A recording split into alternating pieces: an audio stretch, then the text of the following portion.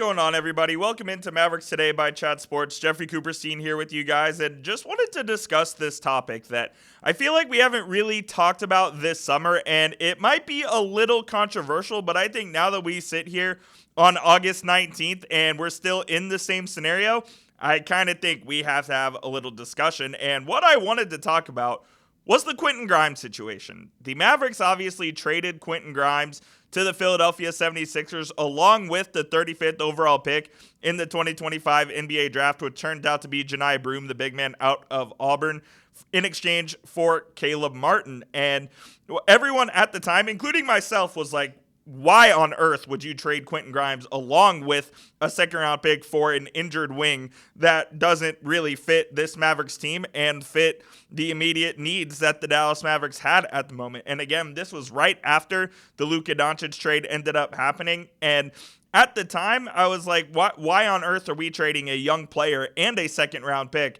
for a guy who's barely on the floor? And now that we sit here and Nico Harrison's kind of reasoning for that deal was that Grimes really, they weren't sure that they could re-sign Quentin Grimes. Now, the Mavericks offered QG a 3-year, $27 million extension last offseason, which he did not accept.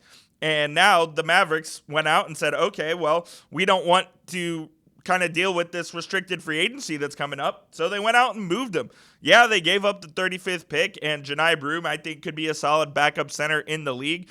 But at the end of the day, it feels like the Mavericks may have gotten the better end of the deal, so to speak. And of course, Grimes was fantastic for Philadelphia in the second half of the season. He averaged 22 points a game, played great defense, and Philadelphia was basically tanking in the second half of the year. And Grimes was able to get a bunch of opportunities on the offensive end that he may not get even this season, with Jared McCain coming back healthy, with the addition of VJ Edgecombe to their team, with Joel Embiid and Paul George hopefully being healthy as well, alongside Tyrese Maxey. So we'll see if Grimes is able to get the same amount of opportunities that he did last offseason. But as we sit here right now, there were 4 main restricted free agents in 2025 NBA free agency. Those 4 guys are still on the market.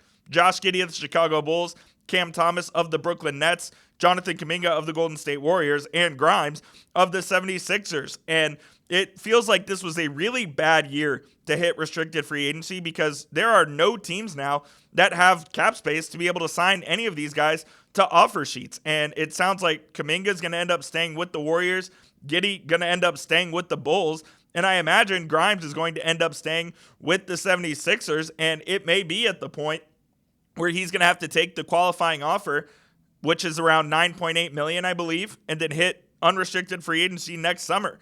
And at the time, again, we were all clowning the Mavericks, including myself, but I will give Nico Harrison credit here. Maybe he and the Mavericks front office did have a little bit of foresight to see that, hey, no one's going to have cap space. The restricted free agency is not going to go well. Grimes is going to ask for way too much, and we're going to be at an impasse, and we might not be able to get a deal done, so we're going to lose an asset for nothing. So they went out and got a guy in Caleb Martin who, if he's healthy, can play some good defense, but he really isn't very healthy. His shot looked horrible, by the way, Caleb Martin's did. He has a weird hitch in his shot. I hope he can get that fixed this offseason. But the Mavericks believed in Caleb Martin's defensive abilities, and they didn't believe that they were going to be able to get Grimes under contract for long-term because Quentin Grimes is asking for $20+ million a season on his contract. And if he doesn't get that, chances are he's just going to end up accepting that qualifying offer and becoming a UFA here in the summer of 2026. So let me know in the comment section, do you think the Mavericks made the right move by trading Quentin Grimes, given the fact that he is still not signed by the Philadelphia 76ers? Why for yes and for no? Let me know down there in the comment section. I've been one of the fiercest Nico Harrison criticizers on the internet, and I really do want to give him credit here because he had the foresight to see that this restricted free agency period for these guys wasn't going to go well, and he got out of the RFA business, so to speak, before he even had the chance to be in it with Quentin Grimes. I think if QG had signed that extension with the Mavericks, that would have been fantastic for the Mavs as well, but Grimes saw himself as a player worth more than $9 million. He wants $20+ million on his next deal. But now he's going to end up having to take the qualifying offer, which is around $9 million. So the Mavericks kind of knew what his market was, knew what his value was to the rest of the NBA, and they decided they weren't going to go over that number. So I do think you have to give them a little bit of credit there. And also where I'll give Nico credit, and I don't want this to come off as I'm defending Nico Harrison. I think all of the moves he made is right, because of course I don't. I still think the Luka Doncic trade is the worst move by any executive in NBA history. But with that being said, I do think he has constructed this roster. He had a vision in mind with what he wanted, and he has constructed this roster to exactly what he wanted, with a bunch of big, athletic, versatile, positionless players that can switch on the offensive and defensive end and make lives hell for opposing teams, especially on defense. Now, the offensive end is going to be a different story, because God knows how they're going to perform with D'Angelo Russell as your starting point guard for over half the season. And until Kyrie comes back, I do have serious concerns about shot creation, about where their open looks are going to come from, unless Cooper Flagg becomes this mercurial playmaker that we don't know about. And I think Flagg could become a good playmaker in the league, but he's not there yet. He's only 18, fresh out of Duke, and we'll see if he's able to step into a role that the Mavericks are kind of going to thrust onto him and make him one of the focal points of the offense right away. Is that fair to Cooper Flagg? Not sure. Jason Kidd's going to see what he's got, though, pretty early and often, because you need multiple playmakers on any NBA team in order to win a title. Just look at the last few NBA champions. Thunder had multiple playmakers at multiple positions, as did the Denver Nuggets, as did the Warriors, as did the Milwaukee Bucks. You need multiple playmakers on the team.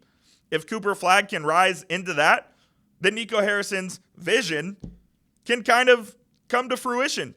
If Cooper Flagg struggles playmaking, struggles ball handling, then Harrison's vision is going to fail, because the Mavericks are putting basically their entire season is riding on whether Cooper Flagg can be the rookie of the year and more for this basketball team.